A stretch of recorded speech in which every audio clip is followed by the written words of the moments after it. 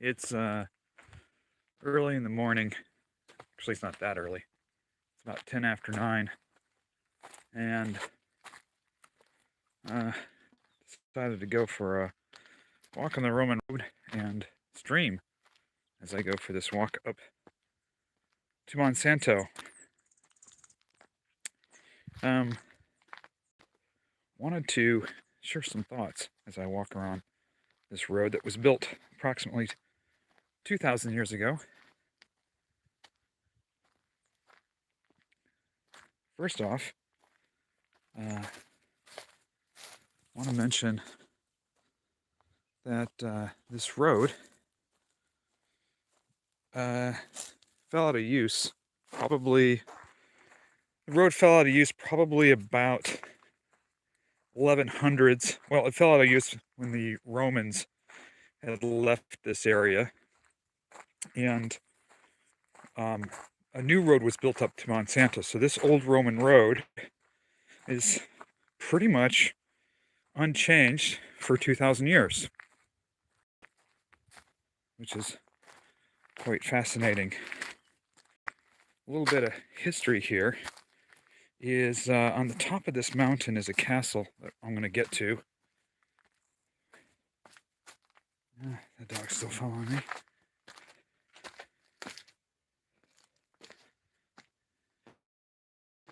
And take a look here as I walk up this road. So before the Romans were here, the Phoenicians were here. This is 700 BC. Then the Carthaginians, and then eventually the Romans. It was the Romans that actually built the road that I'm walking on. I'll get up here and take a little view.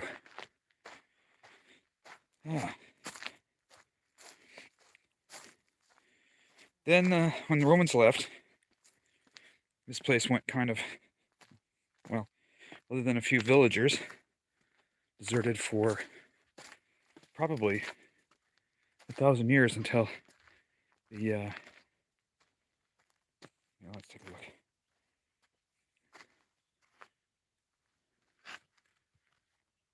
There you go. So I'm halfway up the mountain right now, walking up to Monsanto on this Roman road. There's Pluto, the dog. Come on, Pluto. So let's talk about this road. I'll switch it over so you can see me for a second. How about that? All right. So let's talk about where we're at here. So we're on a mountain, and you often wonder, why would Romans, Phoenicians, Templars built a castle on a mountain? Well, obviously there's a couple of reasons. The first reason, obviously, is this is a very strategic, important place. It's a rock granite mountain in the middle of a big valley here. As I look out, the valley's pretty expansive, and so you have a 360-degree view around the valley. So strategically, it's important. But there's a problem if you look at fortifications built between 500 BC to about 1200, 1300 AD. And that is one of the most vital supplies is water. How do I get water, which is vital to maintain my troops, my men, my operations on the top of this hill? Well, that's one of the big secrets about Monsanto and this entire region. This region has a ton of natural water underneath the ground with artesian wells. We'll see a couple of them. An artesian well is when the rocks force water up. So there's natural springs on top of this mountain. And because there's natural springs, they built a huge fortifications. The Romans did. The Phoenicians and the Romans, and then eventually the Knights Templar did on the top of the mountain. So they didn't need to haul water up this mountain. Water was already at the top of it. So we're going to walk up this Roman road and see Monsanto at the top. Now you can see, I don't know if you can really see, but behind me there's a valley. And what's interesting about this road is this road is probably, I'll switch the camera so you can see it.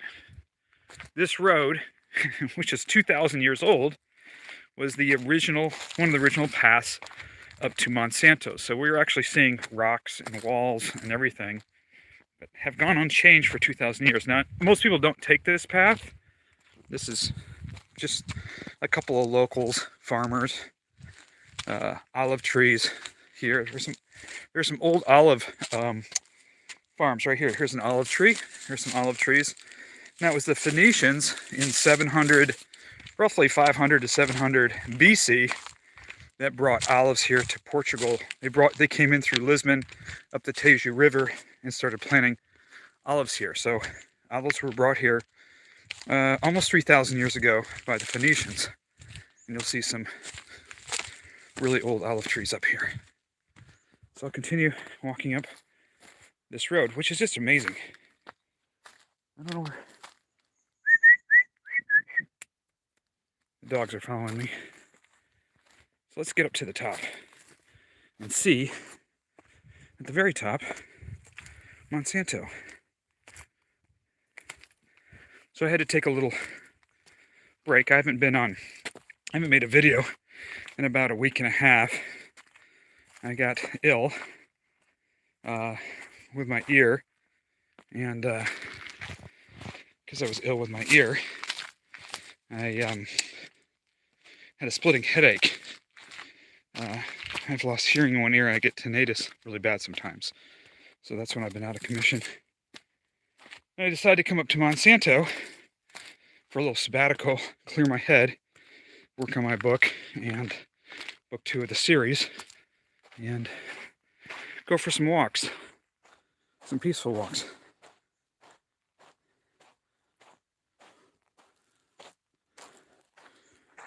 I just find this really amazing.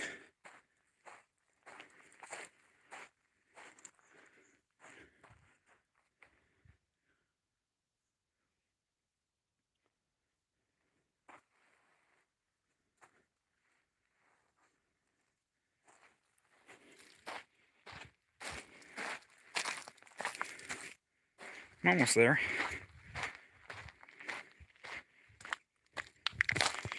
Let's imagine, 2,000 years ago, people walking up and down this path as being some kind of main road. It's kind of crazy to think about, huh?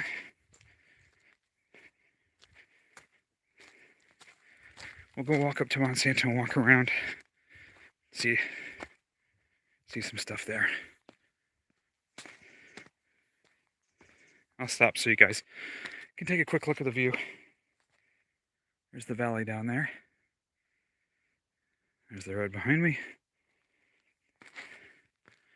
We're going to go up to the back gate of Monsanto, and then I'll walk through Monsanto a little bit so you can see.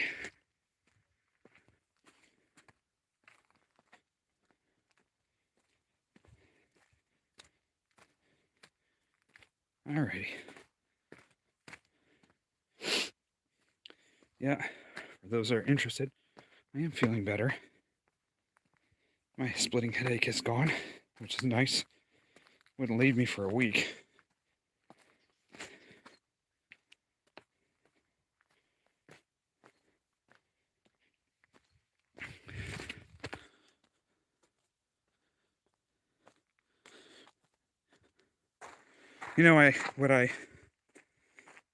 Oh, here comes somebody. Kind of interesting. We'll see what's going on.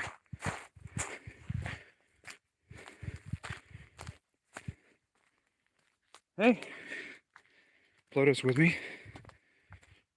Probably start barking at the stranger up ahead. Come on, Pluto.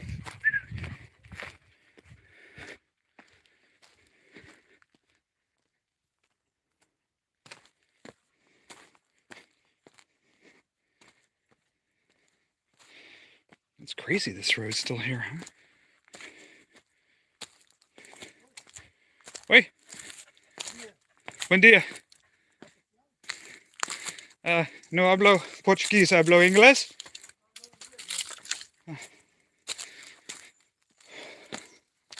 Local.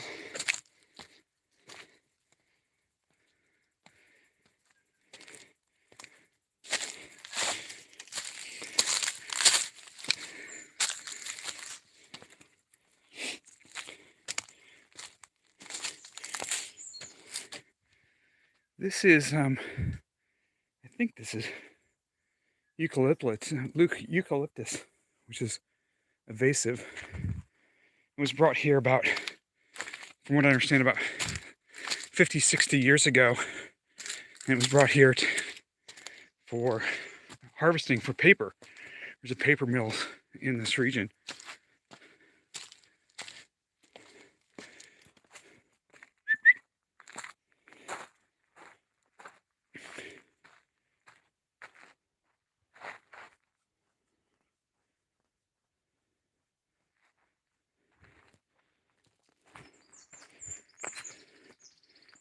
What I was saying earlier, what I find interesting when I come to these, ancient places that are thousands of years old. I mean, think about this for 1 second. This area had a giant civilization here, came here, the Phoenicians. And they brought the olive trees and began bringing some agriculture and technology here. And no one thought, I'm sure, none of the Phoenicians at the time thought, well, just like we do today, our empire will exist forever. Well, I don't see this ever fading away. And then the Phoenicians fade off. And then next you have the Carthaginians, which are kind of an offshoot of the Phoenicians. And they arrive here. Hannibal's father, Hannibal, they sequester the Lusitanians and the Vetons, the local populace, who are horse riders, to join with Hannibal's ranks as he presses against Rome across the Iberian Peninsula. And no one thinks the Carthaginians will ever end, and they do.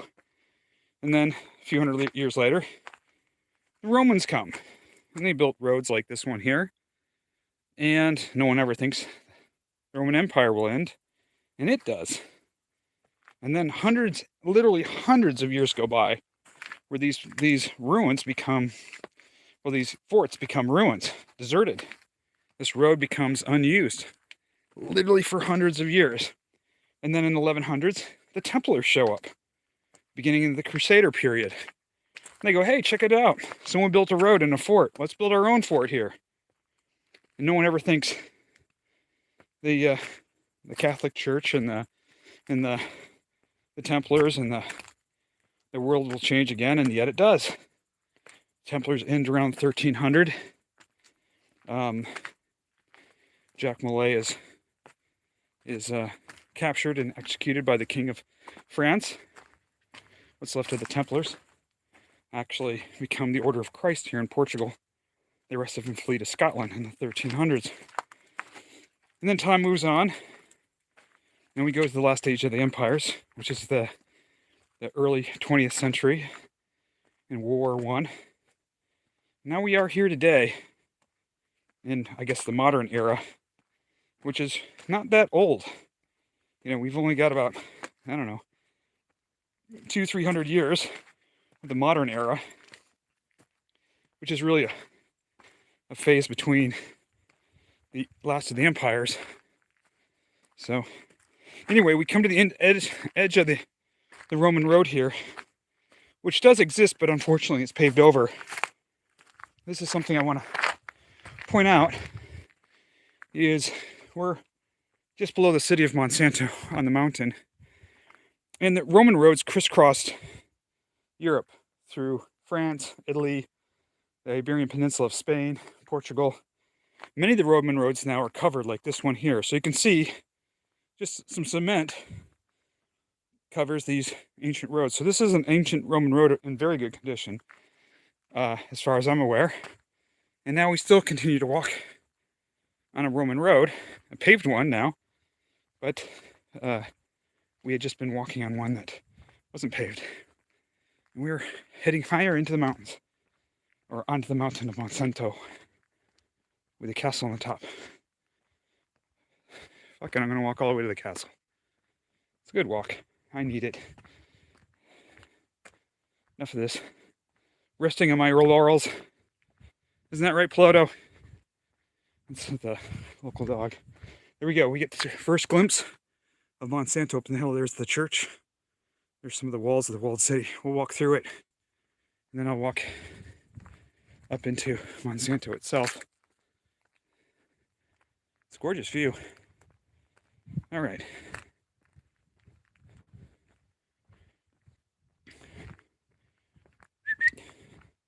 We're coming through what I believe is called the Lipsy Wall, or Lipsy Gate. There's not much left of the Lipsy Wall, except for the gate that's left. You can see some of these old walls. They're still here. There goes the there goes the dog after the cat. He won't be able to catch the cat. The cat's too fast. But Peloto's pretty quick. But I mean, there's an old wall here. So this is the, I don't know if this is called the East Gate of Monsanto up ahead. There's still people that live here. It's now a cute little town. But at one time, this was a town on the hill, walled in, fortified. The farmers would live in the valley, or so I'm told, with farming olives, oranges, raising sheep and goat, and they could retreat up into the mountains, into the walled city, protected by this fortification at the very top, if they ever came under siege. And since there's natural water up here, it became, a vital strategic point. And the secret was water. No one had to haul water up. So if you were under siege, you could stay here for a long time. Okay, here we come. Hey, Pluto. The back gate. I feel kind of responsible for this dog.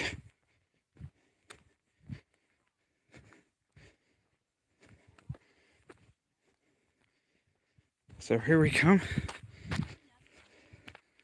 to the back gate. Pluto. We'll go up through here. Check it out.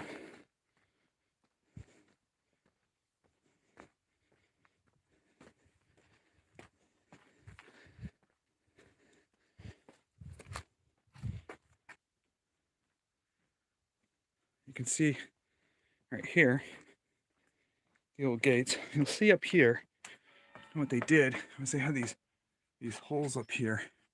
They could run a pole down, bar the gate, and then the wood beam would go in this hole here, all the way across to this hole over here, and they could slide. This one is really short, so they could slide the wood beam into the wall, shut the gates that sat on these pins in here, and then they had arrow slits right here, and right here with some arrow slits in here. You can see these arrow slits in here, and there was a small guardhouse right up here. So this is one of the gates.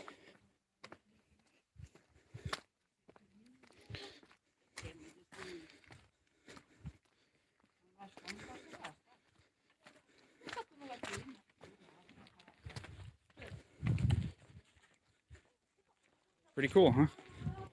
So we are now in the village of Monsanto.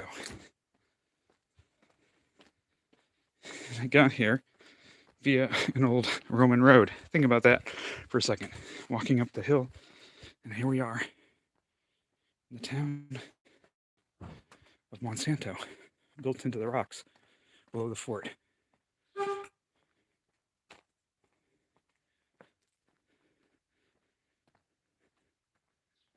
So it's pretty cool. That was a little bit of a jog, but now I'm moving through Monsanto here. What's amazing is that this town has existed on and off for almost 2,000 years or more. Even before the Romans, when the Phoenicians and the Carthaginians were here. So it's pretty cool. Imagine actually using this as a location for the RPG game I'm writing, Iberia, for one of the adventures here. It takes place in the castle. There's the church up there. I'll keep walking. So I came up through the back way. You can't really take a car up that way. But here's the main way here. Bom dia.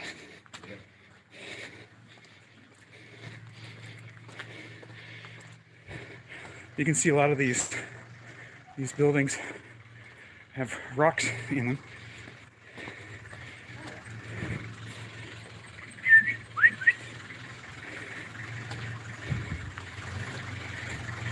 Here's a guy doing a 20-point turn.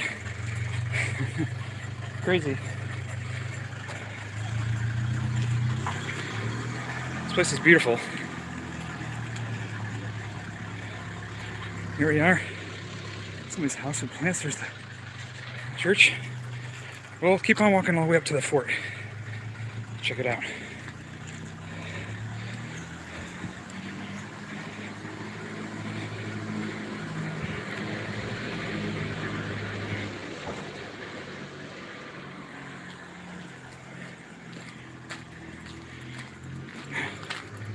Hey, Pluto. Pluto's just hanging out with me.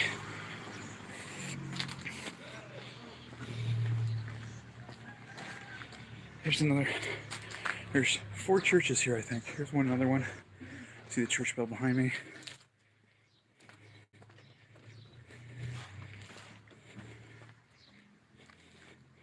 Pluto.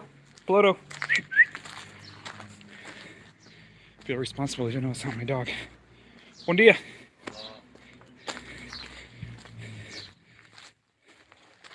I think I'll go this way. I don't know where Pluto is. Dog will figure out how to get home. Oh yeah. I kind of know where I am. Maybe a little bit. I don't know how much juice I have on the phone. So here's one of the natural springs. They put a J valve on this, actually. But they have these springs up here, artesian wells. So there's water all the way at the top here. Here's a little post office of the town. You can get an espresso. I'll just keep walking. My morning walk. What time is it? It's about 9:30 in the morning.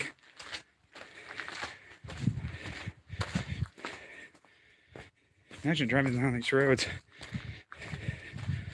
It's pretty though, huh?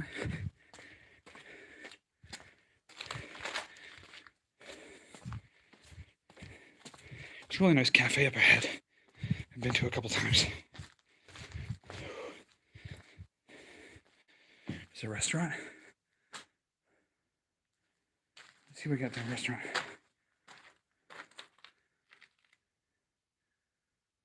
It's kind of it's a little pricey for Portugal. I'm trying to grab the tourist, I guess. I want to show you this one thing in this rock. It's pretty cool. Check it out. So this rock here, this is a couple of rocks. The Gruta right here. We'll go in. So this is shelter, and previously a pig pen. It's actually under rocks. So these are just huge boulders underneath these rocks. Okay, I'll continue. All right. Oh, flowers are. I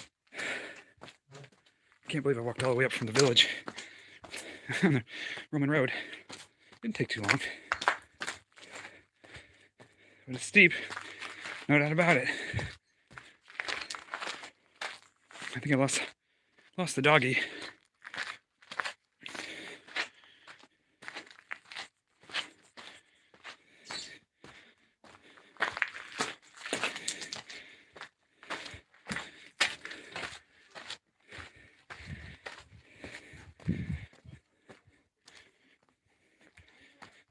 Here's some ruins here.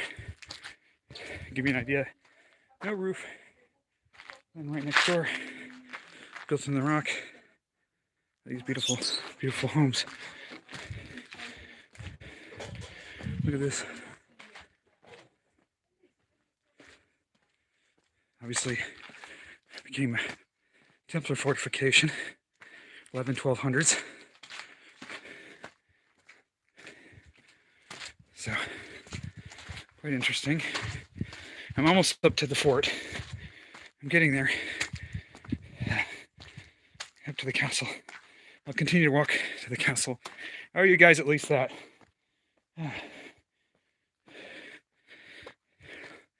See another big boulder here. We'll get up to the castle and check it out. I'm committed to you, to take you to the castle. Let's go.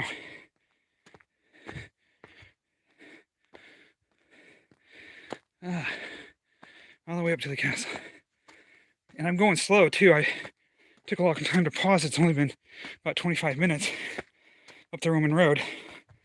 And for an old fart like myself, out of shape. Look at these boulders, just phenomenal. Here at the top of Monsanto. And you can see, looking down in the valley, there's the village down below, which is still fairly high up on the mountain. Hey!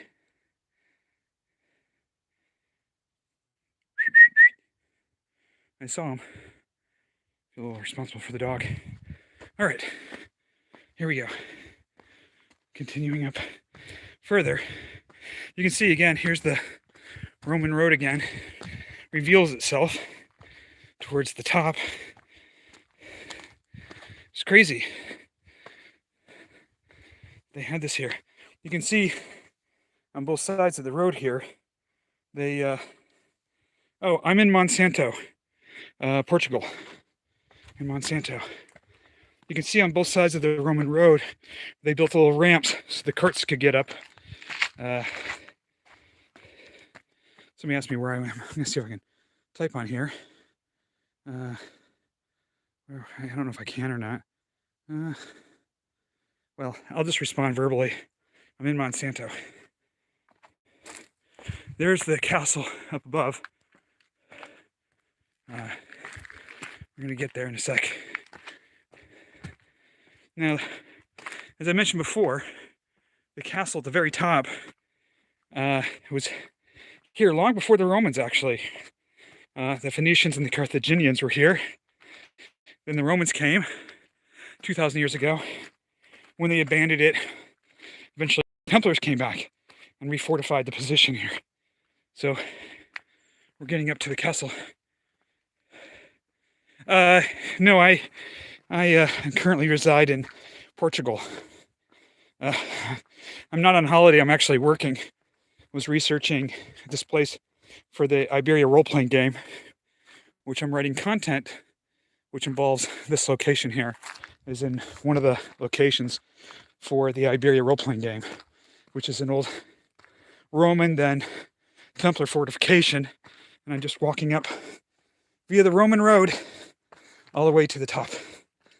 So, bear with me. I'm struggling as an old fart. An old man making my way up the hill. It's becoming hot. I set out at 9, hoping to beat the sun, because it gets baking hot here. Baking hot.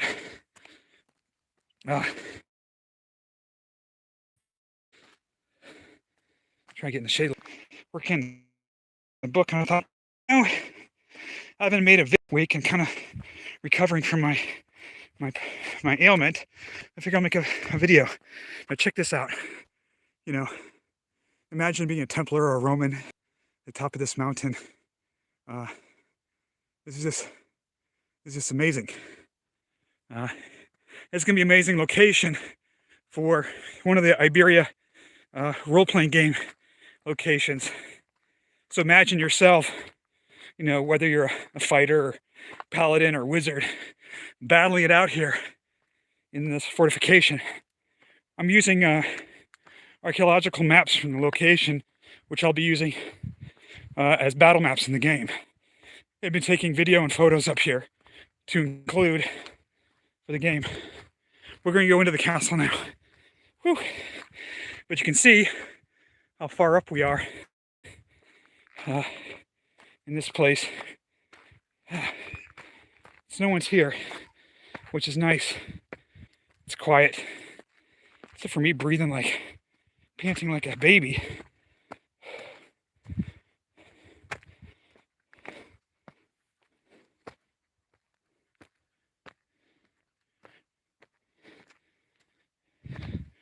Here I am, coming to the gates. So this is, you can see the roof of the buildings down there of the town of Monsanto, which is about 3/4 way up the mountain. And now I'm at the fortification here.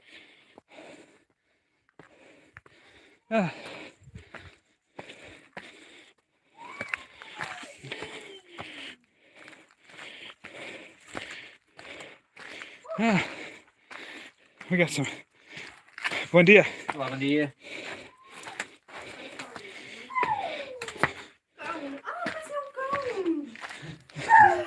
Hey, buen dia. Bom dia. So we're inside the main fortification here. Now that was a hike up that Roman road. This is one of the walls. I'll walk up this stair here. A little risque. I don't have really good balance either, so wish me luck. If I go down, you'll be watching. I'm also afraid of heights, and after losing my hearing, I've lost part of my balance. So I'm taking this, as you can appreciate, really slowly. I don't want to fall over, but I thought I came this far. Whoa, my balance is going a little bit, but I'm losing. You guys deserve to get up here to see this. So I'm up on the wall here.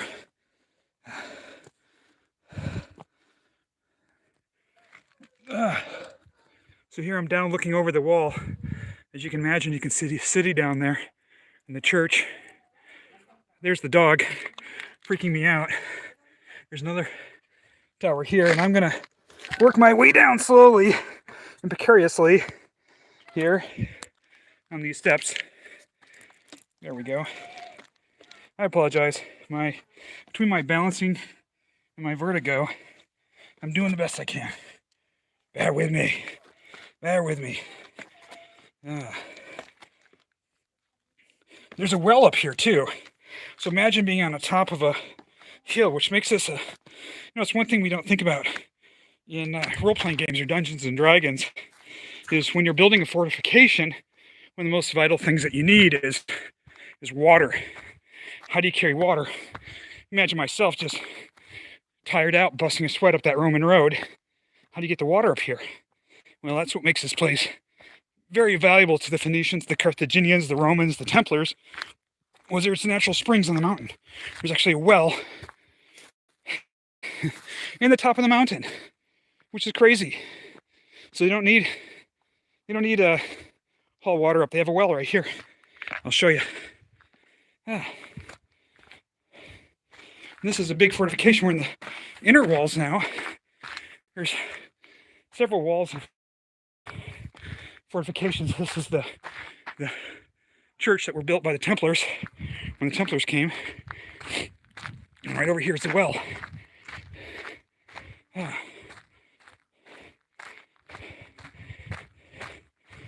They've got it covered so no one falls in.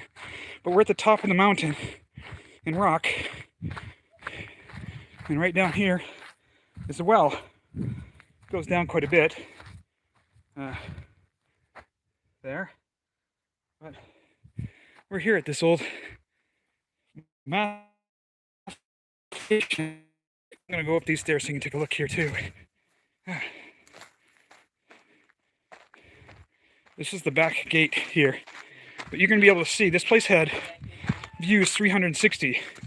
So there's no way to get close to this fortification on this hill. So take a look here. I mean, this is, fairly impressive. So there's walls all the way around the top, and we're in the center of a valley with views 360 degrees and water. And that makes this a pivotal location for a fortification like this. And you realize that, when you study it, we spend so much time studying the engineering, the architecture, the strategic importance. But the real secret here, which I can't emphasize enough, is there's a well, and I've counted at least 12 natural springs, artesian wells with water flowing just out of the rocks, up on this mountain. So it's a perfect place. You got water. The only thing you need to haul up is from the orchards down there is the food, the apples and the cherries and the olives. There's another town way down there. I don't know if you can see. So it's it's a unique and special place, and makes for a great location for Dungeons and Dragons. So the module that I'm writing, Citadel of the Dead, this is the location. So I've mapped out the walls. I've got some three-dimensional photography done, which I'll include in there, and then the surrounding villages. So it'll be pretty neat. But imagine this is the Citadel of the Dead, and then if you ever happen to come to Portugal, you can actually walk around it and see it. So this is exciting. So I've been here for a few days on sabbatical, taking photos and measurements and writing about this place. Very, very excited about it. So, hey, Blodo, thanks for walking with me. You can see how they have these stone steps. I walked up one of them. They're a little gnarly for me. When I lost my hearing, I also lost my balance, and I got really bad vertigo, which was quite difficult to deal with. Let's go out here. This is the back gate. Here, check this out. This is really cool. So this is the back gate to the castle, and we're still up pretty high. You can see the walls here. I mean, good luck trying to climb up this mountain with your army, and then to lay siege. You'd be kind of screwed. Even if you had projectile weapons firing upwards, in an arc, even with trebuchets and catapults, or even more modern day cannon fire. This was a very high, steep location with only two known roads up. The Roman road I hiked up, and then the main road now that was built more in the Templar era. But you can see that, this is, a lot of the fortification is just the natural rock here, making this extremely difficult to assail, if you can imagine that.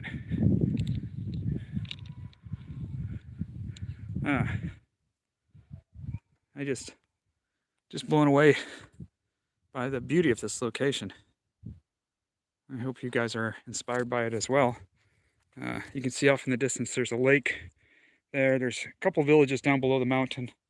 There's another one over here. All right, let's go explore the castle just a little bit more. All right. One of the things that's interesting that you'll see all over here is how they cut stone. You can see this stone here was cut. And I was talking to an archaeologist here, and you can see a lot of these stones down here, how they've been cut. Were cut for the bricks, the big blocks that are built to use the walls. So they actually, one of the things nice about building this fortification is they had the natural granite right here in these rocks to build from. They just had to cut out the stones. I'm standing in one cut right here, cut out these stones for the blocks they needed to build the fortification here. So pretty amazing. Here's another one where they just cut it right out of the granite. So the materials needed to build the castle didn't need to be hauled up to the castle. They could just cut from the stones right here.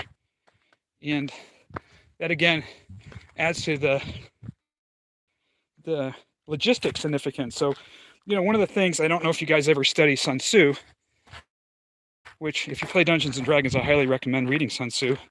Probably one of the best books on military strategy. One of the things they discuss most often is logistics. Logistics itself can win and lose wars before a shot is ever fired. And this place has two valuable logistics: water at the top and enough stone that they don't need to haul the stone up to build the fortification. There's natural stone here. We're gonna go into one more location up here. We'll check out. Or the dog will find me. The dog smells my scent and figures it out. So there's another location right here. Another fortification within the fortification. The sun's beating down. I'm getting a little hot. I'm gonna take a break in the shade. Take this extra shirt off I'm wearing. It's cool this morning, but summers in central Portugal can be brutal. All right, so I'm just gonna reverse the camera for a quick second. All right, here we go. So, hey, fighting like a monster. I guess that's okay, right? And there we go. Tie this around my waist. So we are in the fort up in Monsanto. So I just want to talk about this fort, which I mentioned some of it when I was breathing hard. So this actually has, in the fortification itself, it has an outer wall and then two interior walls. I'm on the second elevated interior wall. This part was built by the Templars. This was part of the keep here. And some of this area was supposedly was roofed over here, but this section of the place was known as the keep, which is quite interesting. The older blocks, the outer walls, were built by the Romans. And before the Romans, there was the Carthaginians, and before the Carthaginians were the Phoenicians. So it's very interesting that this place has been used by 1, 2, 3, 4 different ages: Phoenicians, Carthaginians, Romans, and then Templars. And what's interesting is the time difference between them. So the Templars in this area, you're looking at late 1100s, 1200s. This place was deserted for 500 years, maybe 600 years. And the only thing up here, I mean, probably when the Templars arrived, it probably looked much like it did now, 500 years of just sitting here. And, the only people that were here were some of the local farmers, and they probably let the sheep and the goats run around here until the Templars saw the value. Number one, there was already a basis and foundation of the fortification here. And in addition, there was enough natural material to expand the fortification. And the most precious thing, again, was having water at the top. As I study more of these castles and fortifications, what I learn is that the pivotal logistics for building castles, keeps, and everything is access to fresh water. So you're going to see them, or if you see them here in Portugal and even in Spain, very close to natural running rivers, because the river serves two vital purposes. It serves as a source of fresh water, but it also serves as a route. Think of the river as like a highway. So barges and boats can move goods, people, products up and down. It's a major trade route. So that's why we see in Europe so many castles and fortifications built near rivers. It's rare, and this is one of the regions in the world, here in this part of Portugal in the Iberian Peninsula, where the tectonic plates have pushed together, and the geology here is so that underground water is forced up through the rocks, causing what's known as artesian wells. This is just like you'll see water just coming out of the ground. They'll pipe it a little bit to make it a little bit more streamlined, and the water's clean.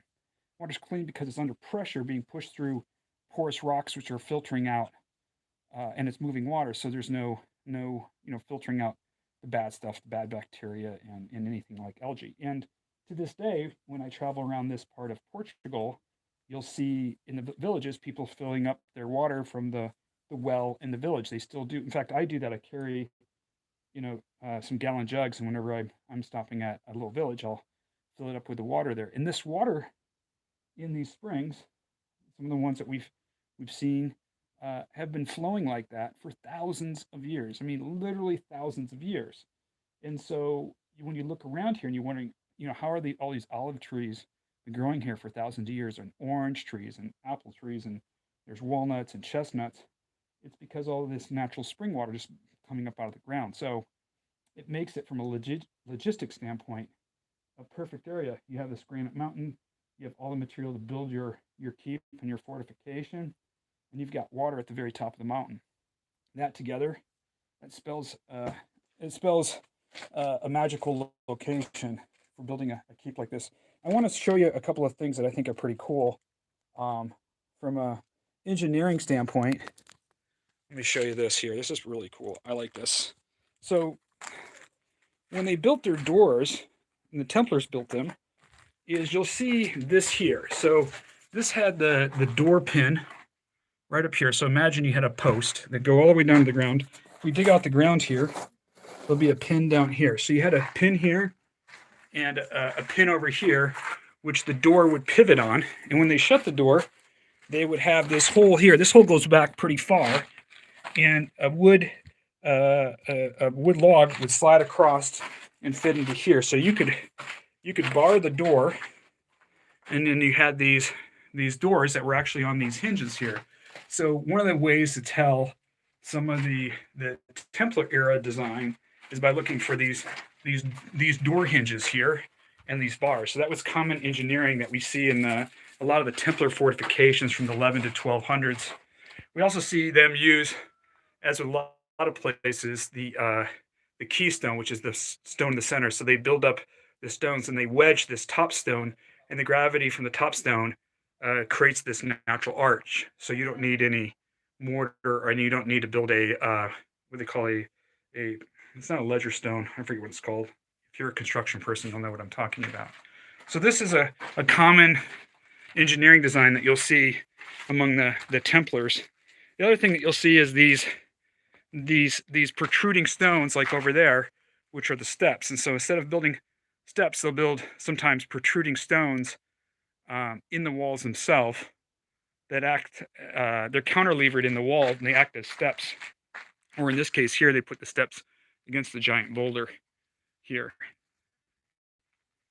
So, well, I hope you enjoyed this so far. I'm going to go ahead and walk back down the mountain, through the village, and back down the Roman road, and back to the little place that I'm staying in, and take a rest. I got to finish up some of my projects today, so I have work on my schedule here. So let's check that out. I'm losing the shirt that's wrapped around me. Let me grab that. Oh, I can hear the little kid having a good time.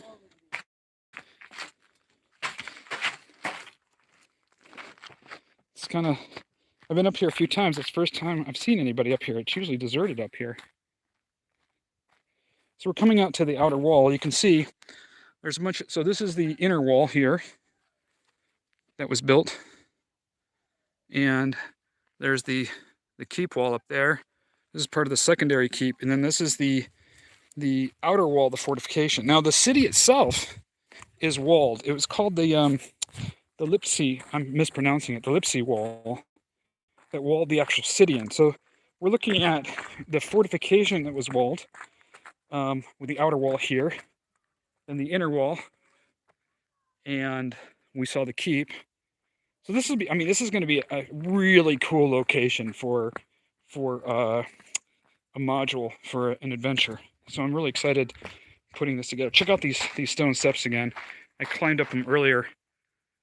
So I've been taking hundreds of pictures here and mapping this place out for the game and writing content for it. So I'm really excited about it, because I'll have real pictures of the location. So as you're playing, you can see, real images of where we are in the game. All right, Let's march our way back. You can see here they had again arrow slits here to fire down on anybody attacking. This was the main gate, and you can see. Well, check it out. They have someone's put a post in here, so this post would come across to block the door, and there's the pins for the door. See that up there? So they'd have a log. You can see how it's curved right here. The log would go down into the ground. They could shut the wooden gate, and then they would send this bar across it here. So pretty impressive. So you'd have to come up this way and try to get through this gate here. You can see there's the keystone here. So this is the main entrance to the fort here. So you'd have to charge up here, and as you're charging here in this wall, I'll show you. If I stand here, you've got all these. You got those arrow slits here. See, there's one there. There's another one here. They're aimed, by the way, firing down this way, and then at the top, they could fire down even further. Come on, buddy. So this was just a really difficult endeavor to master, making it a tactical, difficult encounter. Buen dia. Very a tactical, difficult uphill battle. Hola. Ah, buen día. Buen dia.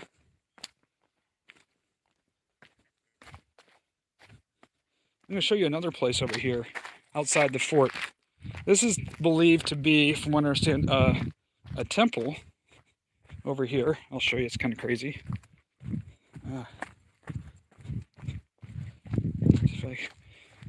So we're outside the fort here. Check this out. So outside the fort, there was a temple here, and I forgot if this is a Roman. There were some Roman ruins here, but I don't know if this was built up by the Templars after the Romans, but we'll see here. All right. Maybe there's a little sign here that says something. Sometimes they have signs.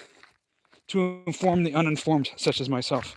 The ignorant. Inform the ignorance. So this is St. Michael's Chapel. Yes, this is Templar. This was built in the 1100s. St. Michael's Chapel here. It was built by the Templars outside of the main keep and fortification here. And there should be, if I remember correctly, I was up here before, there are actually some graves. Yeah, check this out. This is really pretty cool and creepy. Check out these stone sarcophagi, kind of shaped like a Templar or something. A little mini Templar, I guess, would fit in there. They don't look too big. I guess you could stuff somebody in one of those. So, you know, I guess if you were like a important Templar, they'd stuff you into one of those sarcophagi. There's another. I don't know what exactly that is. So here's part of the wall here, but this is San Miguel or Saint Michael's Chapel outside the fortification that was rebuilt by the Templars. So it's crazy that it goes back to the days of the Phoenicians and the Romans, and then to the Templars. But just an amazing location. I'm really excited to be creating a game in a module here. All right, let's head back down, because I need some water, and we'll walk back down the Roman road, which is really cool. The secret Roman road that only a few know, such as myself, who is privy to the secrets of Monsanto. Yeah, I've heard some ghost stories and some other crazy stories here as well, which is kind of cool. All right, yeah, it looks like I was up here yesterday and the day before. It was empty. Maybe I was up here a little earlier. I mean, I came up here to watch the sunrise, so it's like going on 10 now, so perhaps the stragglers are making it. It's a little too hot. All right.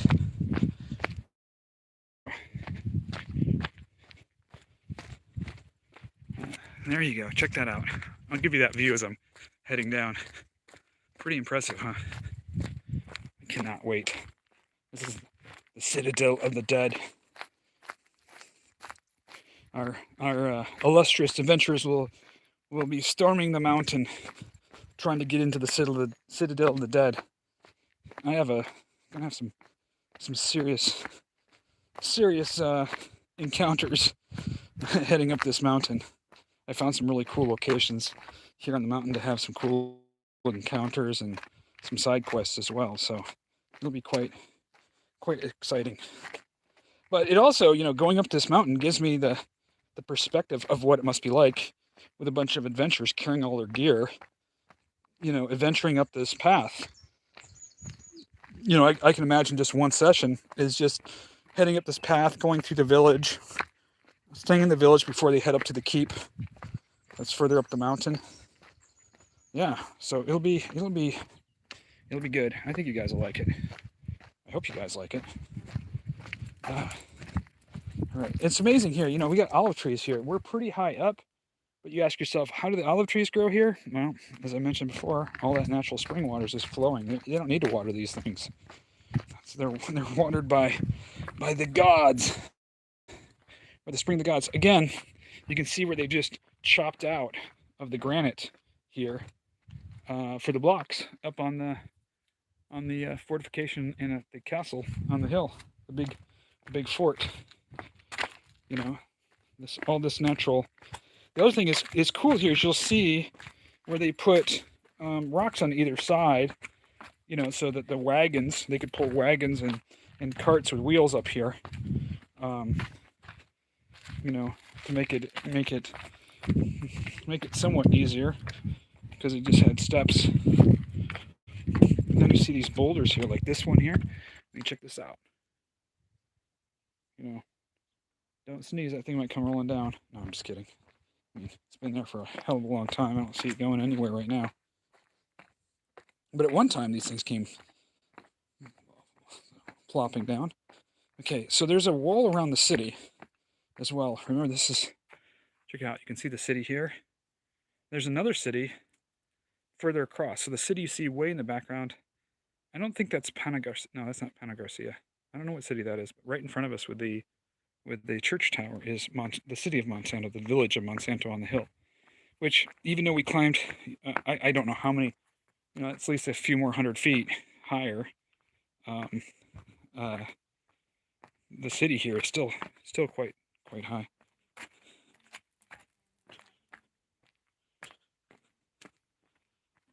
Hola. Buen dia. Come on.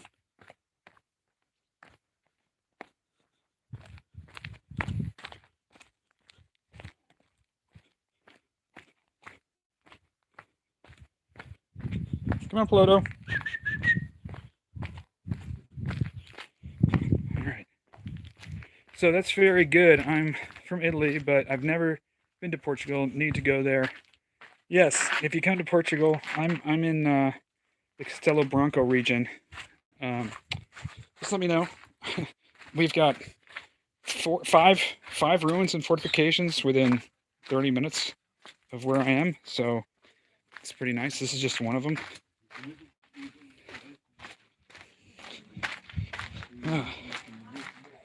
Yeah, it's just, there's a little bed and breakfast in here that you can stay at too if you want to stay actually in the village. I'm staying in a little house with a nice couple that live just at the base, almost at the base of the mountain on the backside, which we'll walk to down the rolling road. But some of these places are, you can rent one of these little places, stay the night here, which is really cool. And this is a restaurant here that I've eaten at. He's got a really nice balcony right up there you can sit in and enjoy some food as you look out over the valley. Can you imagine living in this little town? You better. Here's the secret cave. The secret cave there. The gruta. Yeah, see? There's a rock on the house there. Here's a place for sale. Wonder what they want for this one. Here's a little restaurant we passed earlier. So yeah, you wanna buy a house in Monsanto? Here's one for sale. You could live in a place that was as old as Rome and hasn't changed much. And it's been updated a little bit. And obviously they've got electricity now, right? And internets. They got the internets here. Yeah, it looks like some tourists are here. See? Check this out. There's little alleys and walkways. Bloto! I feel responsible for that dog.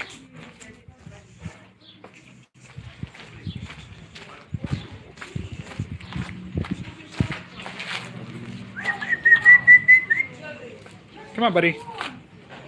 Yeah, internet is important. Hey, holy shit, was that you, Elvin? Kari? Did I see you there, Elvin? Was that you? I just saw a text pop up. Thought that was you, maybe. Yes, it's you. Hey, great. So, yeah, Elvin, I was pretty ill for about a week, literally in bed with my ear problem, and I decided to take a little sabbatical here and up to Monsanto and work on some books and just go for walks and clear my head.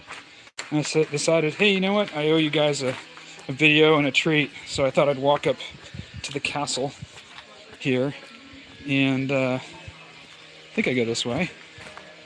Yeah, and just let you know what's going on. So I'm feeling a lot better. I head back tomorrow, and I got 2 videos to post. So, and I'll be ready for Thursday. Feeling a lot better. I'm walking around. Oh, check it out. So this is going to be a really cool location. Yeah, Elvin, if you ever head out here, you're more than welcome to stay and come check out these cool places. Love to show you around. Go for some hikes up to these villages in the mountain. There's the we're now in Monsanto, the village. We're still pretty high up. I mean, I still have yeah, I'm feeling awesome. We're still pretty high up here in the village, even though the fort's even higher up. And then I'm going to go out the old Roman road out the back. Yeah, you can rent these houses here. Some of these houses are for rent, and they're pretty cheap. Like, I saw a place for like 30 or 40 euros a night. So, which is pretty, for 30 euros a night, and you can stay here. It has a little kitchenette. You can stay in Monsanto. It's got internet. You could be, playing Dungeons and Dragons and actually living in history at the same time. Yeah, pretty cool. No, I'm enjoying it. I'm feeling a lot better. My tinnitus has subsided almost completely. Well, it's still there, but not like it was. And I've been able to sleep, which is good. And I got 2 more videos for Curse of Strahd done, and I'm prepped for next session. So tomorrow I'm just gonna take it easy and rest, so that you guys you guys are ready for some more Amber Temple. Look at these flowers, by the way. I don't know. I just have to stop and smell this flower sometimes. I mean, look at this. And there's some white ones on this side of the street. I mean, how gorgeous is that? You got these beautiful flowers. You got the old buildings. There's the castle way up on the hill. These pink flowers here. I wonder if they smell good. Oh, they smell pretty good. Look at, yeah. It's just, I don't know. It's quiet. It's peaceful. No busy traffic. Nobody giving me any shite. Look at this. I mean, look at that little. Can you imagine having that little room there with the view? Look at that. That would be just so cool. You could just sit there on your balcony, get your laptop, play a little D&D online. Imagine that you're actually here. So now I'm going to be leaving out the back gate, which is the old Roman gate. And what's really cool just down this road is in very good condition, an original Roman road that they've stopped using. In fact, that even from what I understand, the Templars started using in the 1100s the main road into Monsanto. So we're going out the old back Roman road, the Roman gate here. You can see the old gate Now, part of the Roman road, the first part's paved, but I'm going to break off and go down the secret road that goes to this little house that I'm staying in. I'll show you the little house I'm staying in too. It's really cool. They got a little spring there. You can drink right from the spring. Some orange trees, fresh oranges and olives. They have a walnut tree. And the people there are just so receptive and nice. It's a magical place. Okay, here we go. I'm hustling.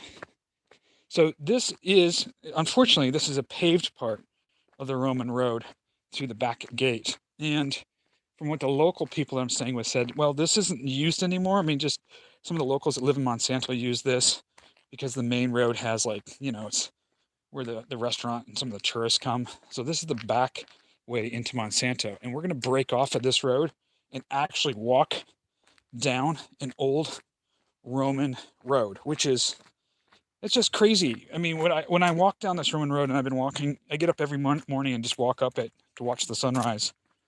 And I just ponder, I mean, holy shit, people were walking on this road 2,000 years ago, you know, and it hasn't changed. I mean, literally, you know, when the Romans left in right around 300, 400 AD, it wasn't until the Templars came here that this place became really rebuilt again. So imagine just a handful of farmers living here and letting their sheep and their goats roam around the old Roman ruins until the Templars showed up. And this road up ahead hasn't changed since then, which is crazy. I can hear a tractor coming. Oh, a little car coming behind me. One of the little locals. So this is the back way into Monsanto. And then we're going to break off right around the corner up here, down the Roman road. Hey. Hola. Look at that little thing. Is that a car? I'm being sarcastic. So if you are a local and live here, you use this secret back road. And then right up ahead is the Roman road. I can see it right up ahead. It will break off and go down, which is really cool. So, yeah, I mean, I guess it's okay they paved this. You know, they need to drive in and out of Monsanto, and you don't want to drive on old stony Roman road now, do you? Okay, so we're down below the village of Monsanto, and I'm walking down this old Roman road. I've only seen I saw a person out this morning, and I saw a guy on a horse. Or he wasn't on a horse, he was carrying oranges. So here we are, we're breaking off, and here's the original old Roman road. And you'll see some of this area here has these, just, you know, these stones. I mean, you can see them up ahead. This is when Monsanto was Roman, before the Templars. So you're looking at, you know, 200 years before Christ, 200 BC. This road, you know, between 100 and 200 BC when this area was occupied. Tell me, is that not crazy?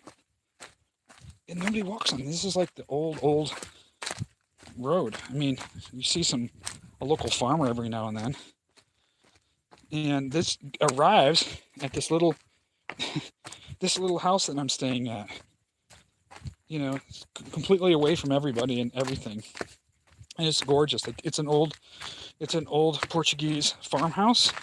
And they had an olive press there, so they converted an old building that had an old olive press in it to a bedroom. This is the local dog who's taking a liking to me and follows me every time I go for a walk. So I kind of feel obligated to make sure he's okay. His name's Piloto. So yeah, so I can just imagine. I mean, look at this old road in the middle of the mountain. So I was walking on this 2 days ago, and there was this old guy with this, like, old horse. You could tell this horse had seen better days. And he had these two huge baskets tied on both sides full of oranges. So he'd gone, there's some orange groves around here, picking oranges. And he was walking back with his horse with this oranges, probably to sell, on his little stand in the little local market. So the people I'm staying with saying the only people that really come up and down this road are some of the locals in the village, but you can't drive on it. But I can imagine that this was, Imagine this was like the main road at one point to go up to Monsanto. This is just crazy. Whoa, I don't want to fall. Whoops. The leaves make it a little slippery. I gotta be careful. Well, check this out. This is just crazy. Look at the view. And you'll see olive trees all along here. Olive and cork trees. So here's a cork tree right here with cork bark on it. Hasn't been harvested. If you have never seen a cork tree, this is what they look like. So there, so you can actually see the cork in there. They harvest it roughly every, I think, 10 or 15 years. So that's a cork tree right there on the side of the Roman road. And there's a bunch of olive trees you'll see along here too, which is just really amazing. Yeah, I don't know. I think I found a place that I can just kind of relax at and clear my head and be at peace. Kind of growing tired of the hustle and bustle of the city. And you really, I'll tell you what. One of the things that I feel. Now I'm telling you about my feelings, internet. This is crazy. Black olives, green olives, olives with peppers inside, all yummy. Yes. I'll show you the olive farm up ahead. But one of the things when I'm walking on this road that I think about is how really insignificant I am. Like my time on this planet, I'll be lucky to chalk up 100 years, and I'm past the half-century mark. But to think that this road's been here for 2,000 years. So how many generations have walked up and down this freaking road? How many problems in their life? I'm sure that when they were walking down this road, somebody was like, yeah, Julius Caesar, he's an asshole. We should have voted for, somebody else. And, and then there was the whole people walking up and down the road. Oh, yeah, Jacques Molay, the leader of the Templars, he's kind of a jerk. Remember, he's passed that edict of whatever. I mean, all these people complaining about, policies and politics and business. Yeah, can you imagine that? Juan is selling those olives for double the price this year. What a jerk, all the kind of, the problems of their lives as they walk up and down this road chatting. And here I am talking about Dungeons and Dragons, walking down a Roman road in Portugal. And to think that, all these different people have walked on this road. I mean, you kind of wonder, did Caesar was in this area, so was Hannibal. Did Hannibal ever climb this road and go up to the fortification at the top? Or did Caesar march up this road with his army to the castle at the top? Or Jacques Molay, the leader of the Templars, climb this and march to the top? I mean, this was a significant Roman, Phoenician, Carthaginian, and Templar fortification over the last 2,000 years. I mean, there must have been somebody of importance. And how the fuck did they get to the top other than coming up? This is the original road. So, just kind of wacky to fucking think about. And now, I'm in the middle of nowhere. Nobody's on this road. I mean, I wonder if it was so busy at one time that you would just be passing people up and down this road. I mean, if you're building a fortification up there that we were just at, of that magnitude, I mean, you're talking about thousands of stone blocks, right? I mean, there must have been serious people living in that village and living in the villages around here. And this must have been a major road. People carrying goods, olives and oranges and apples and goats up and down this road. Soldiers, centurions, Knights Templar, horses. I mean, this was the major highway up to the castle. And now it's, there's a regular road, kind of more of a tourist paved road. It's easier to go than this old Roman road. Makes you think, doesn't it? This thing has been abandoned for some time. I just, I can't help to ponder those things. I don't know. Do you guys think about those things when you're walking in some historical places? Like, who else was here? Not to mention, it's just freaking beautiful. Just, I'm still heading down. There we go. I don't know if you can see from here. Here's like a little olive. There's a little house here. Here's a little olive farm right here. These are olive trees. I'm standing right next to an old olive tree. You can actually see the little olives on it right here. So here's an olive tree. So there's a little olive grove here on the side of the mountain next to the Roman road. Oh, I'm going to show you an actual Roman bath up here. This is so cool. So up ahead, along the road, so you imagine you're on the road, you're like, oh man, I'm tired, I'm all sweaty, I'm trying to make it up to Monsanto, I need to take a bath. There's a Roman bath up here, an actual working Roman bath. I wouldn't go in it right now because the water is a little murky, so it hasn't been cleaned. But there's a Roman bath on the damn road, which is crazy. So, I mean, if I desperately needed to take a bath, sure, what the hell, I'll jump into it. But it's right along the side of the road. And it's filled by a natural spring, which is crazy. Here's another olive tree. Now, I was talking to this environmental engineer, and they said they've dated some of the olive trees around here to over 1,000 years old. So here's an olive tree right along the Roman road. You can actually see olives won't come into season until about, I think it's like September. But you can see them right now. So here's an olive tree right alongside this old Roman road I'm walking on. Oh, and there's some orange trees right there with oranges in them. So there's a little orange grove along the side of this road.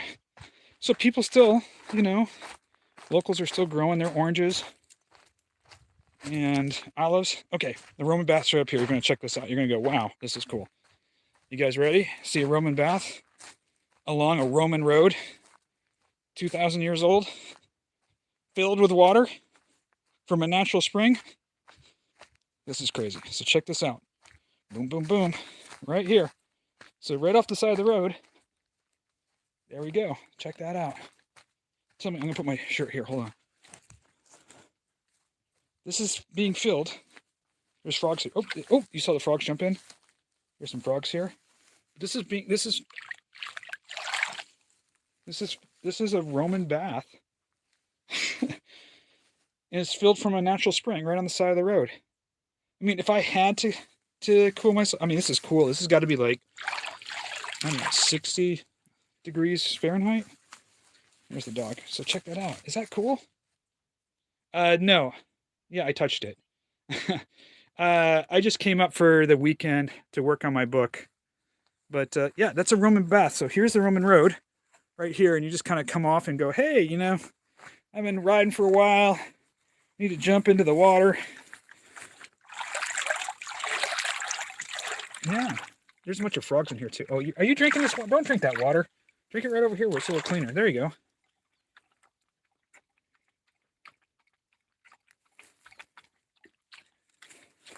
Let's go get some fresh water. I'll show you where I'm staying, which is right close by. No, this is about 40 minutes from where I'm staying, and I just needed. It's not dirty. It's got like a little green plant growing on top. They're really small little leaves. So here, I'll show you. Here's the place that I'm staying at. It's a little farm alongside the Roman road. That's right. Walk right off the property, and I'm on a Roman road. And here we go. I'll take you in there. I'll show you where I get some water in the morning. Right here. Come on, come on. Here we go. There's a fire pit right here. And so this is it. Yeah, I got my shirt. Thanks. So there's the water right there. And this is where I've been working on the computer. Right here. Look at this. They've got, here's some more water if you want to jump in. This is really clean. I'll show you the temperature here. You can jump in with your swimsuit if you want. It's 21 degrees Celsius, 70 degrees Fahrenheit. So there's oranges. They've got a little farm here. And we're still a little ways up the mountain, and there's a little, there's farmer guy there, and this is their little house, and that I'm staying at, and I just sit here and work on my book. Let me show you some water here. Yeah, see, there's oranges. Look at this, oranges up in the tree right there. That's walnuts right there. I'm just gonna grab some fresh lemons and oranges. I'm gonna grab a glass of water. Hold on. Get a glass. These are all wine glasses. I need a glass. Where are the glass glasses? There we go. Hold on. Sorry about that. Okay. Apologize. Okay. There we go. So this is where all the water comes from. This is right out of the ground. This is about 18 degrees. Ah, it's really good. Here, I'll flip this around so you can see me, because you haven't seen me. So, after I got over my illness a few days ago, I came up here on Saturday afternoon, which is about a 30-40 minute drive, and just been staying here working on finishing up book 2 of the series, which is due. Got to send that off to the editor on Friday. Working on our Amber Temple, and working on the Curse of Strahd videos. I have one to post on Friday, another module, and another PDF. So just here refreshing my batteries and cleaning my head out and going for some walks, staying in this place. So it's really nice though. Which is nice is there's nothing around. I mean, there's the Roman road that I can go over there and walk up, and fresh water, and all the food here is farm to table. So they have a garden down here with all kinds of food and fruits and vegetables. I had gazpacho soup yesterday. There are no humans here. There are no humans. There's just the farmer that works in the farm down here. This place is, the humans are gone. No humans here. There are some orcs that come out at night. I've seen some goblins, some orcs. There's a couple ghosts. But no humans. I think this would be a great location to sit outside at one of these tables and play one of our sessions here. Don't you think? And this water, I mean, this water's been flowing from the ground for thousands of years in these artesian wells. So that's what makes this area, I think, so magical, and that's why there's been people living here, and the Romans came here and everything, is because of all these artesian wells. I mean, just on this property alone, I'll show you another one. Check this out. So I'm going to show you here. This is kind of cool. So you have, this is not city water. This is pumped. This is not even pumped. This is being pushed out by the earth. This is natural water coming up out of the earth. A natural spring. Here's another one right here. That's just a natural spring flowing. There's another one here on the property. This is a Roman road behind us up here. Check this out. Here's another one right here. This just flows all day, all night. Is that crazy?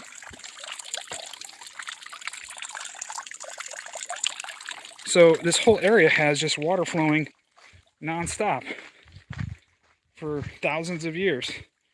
So, I mean, you don't even need electricity. You just have this water pumping.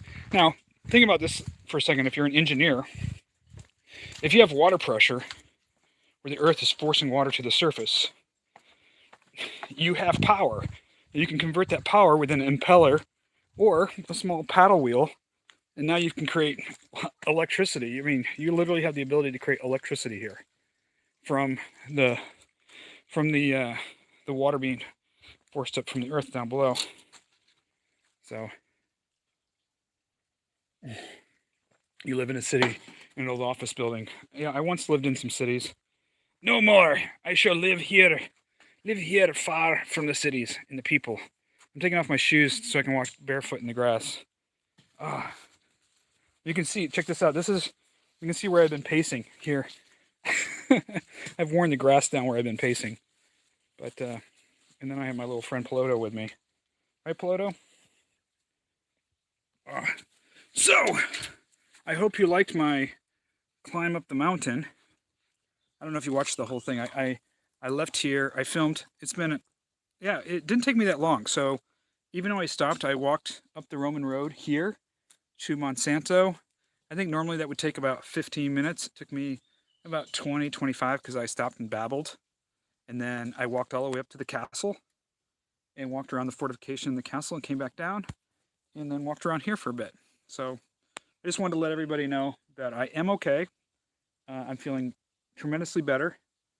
I've got some more content that I've written the last couple of days. I just finished up some more today, this morning.